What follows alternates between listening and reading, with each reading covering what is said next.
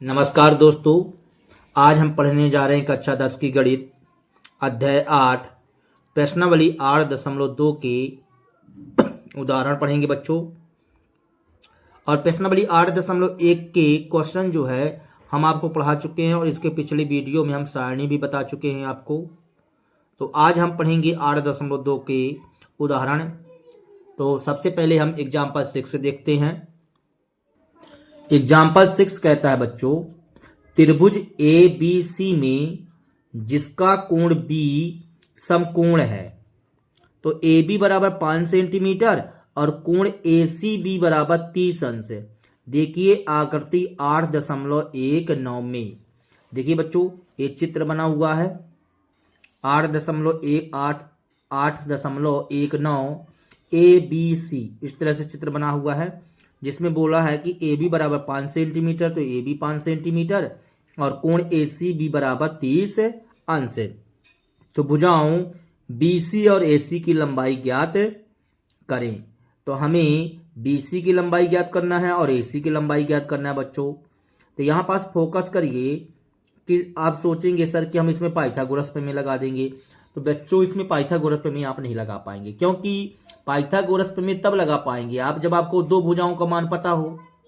यहाँ तो केवल एक भुजा का मान पता है ना, ठीक ना। तो इसलिए इसीलिए आवश्यकता भी पड़ती है हमको, हमें त्रिकोणमिति की, ठीक है ना। देखिए केवल एक भुजा दिया गया है और बाकी हमें शेष दो भुजाएं बताना है। तो चलिए हम इसे त्रिकोणमिति की सहायता से इस क्वेश्चन को सॉल्व करते हैं और बीसी और एसी की लंबाई ज्ञात करते हैं बच्चों। तो हमें बच्चों यहां दिया गया है समकोण त्रिभुज ए बी सी में कोण बी बराबर 90 अंश, मतलब समकोण है, और ए बी बराबर 5 सेंटीमीटर और ए सी बी बराबर 30 अंश है। तो ए सी बी 30 अंश और ए बी बराबर 5 सेंटीमीटर बच्चों। अब हमें बी सी का मान और ए सी का मान ज्ञात करना है बच्चों।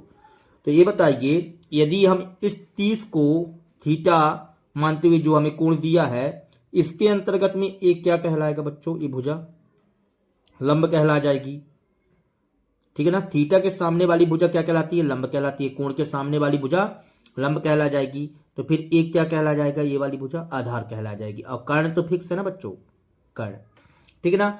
अब देखिए आपको यदि मान लीजिए कर्ण ज्ञात करना है, आगे क्या ज्ञात करना है, बीसी दिया है बच्चों आगे हमें। तो चलिए आगे हम बीसी निकाल लेते हैं। तो बीसी ज्ञात करना है यदि आपको, तो लंब और आधार से रिलेशन बताइए। ऐसा कौन सा त्रिकोणमितीय अनुपात है बच्चों जो हमने आपको बताया था साइन कॉस टेन कॉसेक बताया था बच्चों।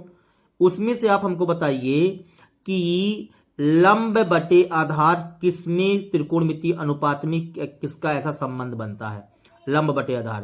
तो लंब बटे आधार होता है बच्चों टेन थीटा का। किसका होता है, टेन थीटा का। तो देखेंगे आप यहां पास, तो हम यहां लिखते हैं समकोण त्रिभुज एबीसी में, समकोण त्रिभुज एबीसी में टेन थीटा बराबर होता है लंब बटे आधार।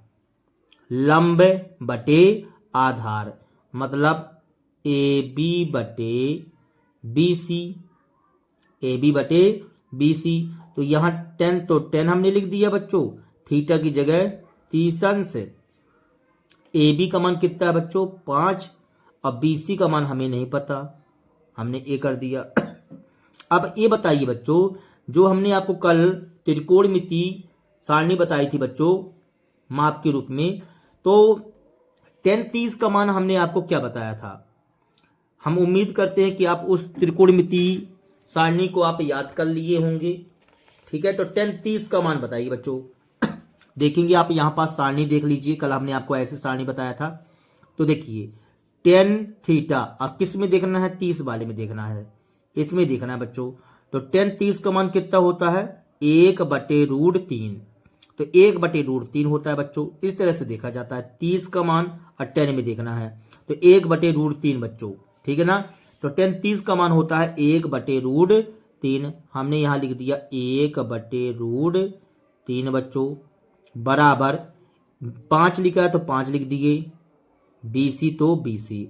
अब इसका तिर्यक गुणा करोगे बच्चों तो BC एकम BC हो जाएगा, और यहाँ से 5 का गुणा √3 से करेंगे तो 5 √3 आ जाएगा बच्चों। ये किसका मान आ गया? BC का मान आ चुका बच्चों, 5 √3 सेंटीमीटर बच्चों। इस तरह से अब हमें किसका मान ज्ञात करना है ये भी बताइए। अब हमें ज्ञात करना था AC का मान, BC का मान तो आ चुका है, अब हम निकालते हैं AC का मान। तो AC जो है देखिए, तो हमें 5 दिया गया था, तो लंब बटे कर्ण, लंब बटे कर्ण, तो लंब बटे कर्ण किस में निकाल सकते हैं बच्चों? ये हमारा निकलेगा साइन थीटा में। तो हम यहाँ लिखते हैं साइन थीटा। साइन थीटा का मतलब 30 अंश, 30 अंश बच्चों। तो साइन थीटा बराबर लंब बटे कर्ण मतलब AB बटे AC। AB कितना है बच्चों? 5 है, और AC कितना है पता नहीं, तो AC लिख देते हैं। अब ये बताइए साइन 30 का मान हमने आपको कितना बताया था? 1/2, तो 1/2 लिख दिए, बराबर में 5, AC तो AC बच्चों। अब फिर से त्रिज्या गुणा कर दीजिए आप यहाँ पास, AC एकम AC और द्विपंचे 10 सेंटीमीटर। इस तरह से बच्चों 10 सेंटीमीटर। 21 का मान आ गया, AC का मान आ चुका है हमारे पास, ठीक है ना। इस तरह से आप अब यहाँ पास लास्ट में आंसर बता दीजिए कि BC बराबर 5 √3 सेंटीमीटर और AC बराबर 10 सेंटीमीटर। इस तरह से बच्चों, और यही हमारा कहला जाएगा आंसर सॉल्व दैट बच्चों। देखेंगे अगला एग्जाम्पल। एग्जाम्पल 7 में कहता है बच्चों कि त्रिभुज PQR में जिसका कोण Q समकोण है। देखिए आकृति 8.20 में ये चित्र बना हुआ बच्चों, जो आपको अभी हाँ देखिए बच्चों, ये बना हुआ है PQR। यहाँ PQ 3 सेंटीमीटर और PR कितना बच्चों? 6 सेंटीमीटर है। तो कहता PQ बराबर 3 सेंटीमीटर और PR बराबर 6 सेंटीमीटर है। तो कोण QPR और PRQ ज्ञात कीजिए। हमें यहाँ पास कोणों के मान ज्ञात करना है बच्चों। किसके मान ज्ञात करना है? कोणों के मान ज्ञात करना है। तो चलिए इस क्वेश्चन को सॉल्व कर लेते हैं। तो हमें यहाँ दिया गया बच्चों कि त्रिभुज PQR में कोण Q बराबर 90 अंश। अब PQ बराबर 3 सेंटीमीटर और PR बराबर 6 सेंटीमीटर, और इस तरह से त्रिभुज का चित्र बना हुआ है। PQ बराबर 3 सेंटीमीटर, PR बराबर 6 सेंटीमीटर। अब हमसे पूछा है कि कोण QPR ज्ञात कीजिए। कोण QPR मतलब इसे ज्ञात करना है बच्चों, इसे ज्ञात करने के लिए बोला गया है। यदि हम इसे ज्ञात करना चाहते हैं तो देखिए जरा ध्यान से आप, इसके सामने तो हमें ए दिया गया है, तो ए कहला जाएगा लंब, तो फिर ए क्या कहला जाएगा? आधार। आधार बटे कर्ण, आधार बटे कर्ण। बात को फिर से समझिए बच्चों, हमें ज्ञात करना है कोण QPR। QPR तो ये P ज्ञात करना है ना, तो P ज्ञात करना है तो इसके सामने का, जैसे मान लीजिए ये कोण है, तो इसके सामने वाली भुजा लंब कहला जाएगी। जब ये लंब कहला जाएगी तो ये वाली क्या, कौन सी भुजा कहला जाएगी? आधार। तो आधार बटे कर्ण किस में होता है? कॉस में होता है। तो हम यहाँ लिखते हैं त्रिभुज PQR में, PQR में कॉस थीटा, तो थीटा का मान हमें नहीं पता अभी। कॉस थीटा बराबर यहाँ पास आधार बटे कर्ण मतलब PQ बटे PR। ये कर दिए बच्चों, PQ बटे PR। अब कॉस थीटा, अब थीटा का मान निकालना है हमें, कोण का मान ज्ञात करना है, ठीक है। तो देखो बच्चों यहां से कॉस थीटा, तो कॉस थीटा PQ बराबर कितना दिया गया? 3 और PR बराबर 6 दिया गया है। इसको काटो जरा, 3 एक कम 3, 3 दूनी 6। अब ये बताइए कि कॉस थीटा बराबर 1/2 आ गया, तो कॉस में मान बताइए बच्चों तो किसका मतलब कॉस में किसका मान होता है? कॉस थीटा में किसका मान होता है? 1/2 बच्चों, ये बताना है आपको। तो cos थीटा वाली लाइन जब आप चेक करेंगे ना बच्चों, तो 1/2 आपको 60 में मिलेगा। किस में मिलेगा? 60 में। तो हमने यहां लिखा cos थीटा बराबर एक किसका मान होता है? cos 60 का मान होता है बच्चों। देखिए cos थीटा तो cos थीटा, 1/2 तो cos 60 लिख दिया, मतलब यहाँ 1/2 तो लिखा है, cos 60 बराबर 1/2। अब यहाँ से cos क्या करोगे? काट दोगे, तो थीटा बराबर हमारे पास क्या आ जाएगा? 60 डिग्री। ये देखो यहाँ का मान आया बच्चों। तो ये कहाँ का मान कहला गया? ये कहला जाएगा हमारा, ये वाला मान cos थीटा है ना जो, ये कहलाएगा QPR का मान, कोण QPR का मान बच्चों, ठीक है ना। तो ये आ गया हमारे पास कोण QPR, मतलब कोण QPR बराबर 60 अंश। एक मान तो हमने निकाल लिया। अब हम दूसरा मान निकालने चलते हैं। हमें दूसरा मान पूछा बच्चों QPR, सॉरी अभी हमने कौन सा मान निकाला है? QPR ही तो निकाल लिया। अब हमें निकालना PRQ, PRQ। अब इससे संबंधित मान बताना है, ये वाला मान। अब यहां का मान यदि बताना है तो सर यदि इसको हम कोण मानते हैं तो कोण के सामने वाली भुजा लंब कहला जाएगी, ये लंब कहला जाएगा, और ये क्या कहला जाएगा? कर्ण कहला जाएगा। इसके सापेक्ष आर के सापेक्ष बात करना है बच्चों, ठीक है ना। तो कोण आर के सापेक्ष बात करेंगे यदि मान लीजिए, तो लंब बटे कर्ण। लंब बटे कर्ण किस में रिश्ता होता है? साइन में। हमें मान ज्ञात करना है PRQ का, PRQ का मान ज्ञात करना है बच्चों। और इसमें कौन सा मान फिट होता है? साइन का, साइन थीटा। ये कर दिए बच्चों। अब ये बताइए आप यहां पास कि साइन थीटा बराबर लंब बटे कर्ण, मतलब PQ बटे क्या आ जाएगा बच्चों? PR। तो हमने PR कर दिया इस तरह से। तो कोण PRQ बराबर साइन थीटा, तो साइन थीटा लिख दिए। PQ का मान कितना दिया गया है? 3, और इसका मान 6। यदि हम इसको काटना चाहें बच्चों तो कितना कटेगा? ये 3 एक कम 3 और 3 दूनी 6, इस तरह से बच्चों 1/2 आएगा ना।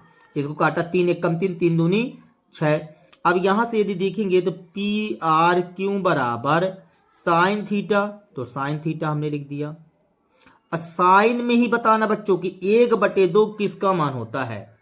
साइन में तो साइन 30 का मान होता है बच्चों। किसका मान होता है? साइन 30 डिग्री का मान होता है। यहां से हमने साइन से साइन काट दिया बच्चों, तो थीटा बराबर कितना आ गया? 30 अंश। मतलब हम इसको ऐसा लिख सकते हैं, PRQ बराबर कितने अंश? 30 अंश। तो इस तरह से बच्चों हमने मान ज्ञात कर लिया। देखिए PRQ बराबर 30 अंश और QPR बराबर 60 अंश आ गया। तो लास्ट में लिख दीजिए, एक बार आपसे पूछा है जैसे, तो यहां हम लिख देते हैं लास्ट में कोण QPR बराबर 60 अंश आ गया, और कोण PRQ बराबर 30 अंश बच्चों। और यही हमारा क्या कहला जाएगा? Answer solve that. इस तरह से बच्चों देखेंगे अब एग्जाम्पल 8। एग्जाम्पल 8 कहता है बच्चों, यदि साइन A माइनस बी बराबर 1/2 और कॉस A प्लस बी बराबर 1/2, तो हमें यहाँ पास एक शर्त भी बोला है कि यदि A प्लस बी का मान जो है 0 से बड़ा तथा 90 के बराबर या 90 से छोटा हो सकता है, तथा A का मान B से बड़ा हो, तो A और यहाँ लिखा है A और B का मान ज्ञात कीजिए। तो हमें यहाँ A और B का मान बताना है बच्चों। अच्छा क्वेश्चन है, मोस्ट क्वेश्चन है बच्चों, ये पेपर में आने की संभावना है इसकी। तो चलिए इस क्वेश्चन को हम सॉल्व करते हैं। A और B का मान ज्ञात करना है बच्चों। तो देखो बच्चों, हमें यहाँ दिया गया है साइन A माइनस बी बराबर 1/2 दिया गया बच्चों, ठीक है। अब यहां पास आप दिमाग लगाइए थोड़ा सा कि हमने यहां साइन लिखा, A माइनस बी लिखा, बराबर में 1/2 मान बेटा आपको बताना है साइने में कि किसका मान होता है। साइन 0 का मान होता है, साइन 30 का मान होता है, साइन 45 का मान होता है, साइन 60 का मान होता है, साइन 90 का मान होता है। तो ऐसा बताओ बच्चों कि 1/2 साइन में किसका मान होता है। तो किसका मान होता है बच्चों, साइन 30 का मान होता है। तो ये हमने 30 लिख दिया, ठीक है। अब यहां पास देखेंगे तो साइन से साइन क्या हो जाएगा, कट जाएगा, एक काट दिए। तो यहां क्या बचा, a माइनस बी बराबर 30 अंश, और इसे हम दे देंगे समीकरण फर्स्ट बच्चों। ठीक है बच्चों। फिर हमें पुनः क्या दिया गया था, हमें दिया गया है cos a प्लस बी बराबर 1/2। तो यहां से cos a प्लस बी बराबर, cos में किसका मान होता है 1/2। cos में किसका मान होता है बच्चों, तो cos में 60 का मान होता है बच्चों, 60 अंश का मान होता है 1/2। cos से cos क्या हो जाएगा, कट जाएगा। यहां बचा a प्लस बी बराबर 60, और इसे हम दे देंगे बच्चों समीकरण सेकंड नाम। ये हमने समीकरण सेकंड बोल दिया। अब समीकरण फर्स्ट देखो, समीकरण सेकंड देखो बच्चों। तो फर्स्ट एवं सेकंड से हम विलोपन विधि लगा लेंगे। तो यहाँ माइनस बी और प्लस बी ऑटोमेटिक कट जाएगा, तो जोड़ने पर आ जाएगा। तो हम यहाँ लिखते हैं समीकरण फर्स्ट एवं सेकंड से बच्चों, समीकरण फर्स्ट एवं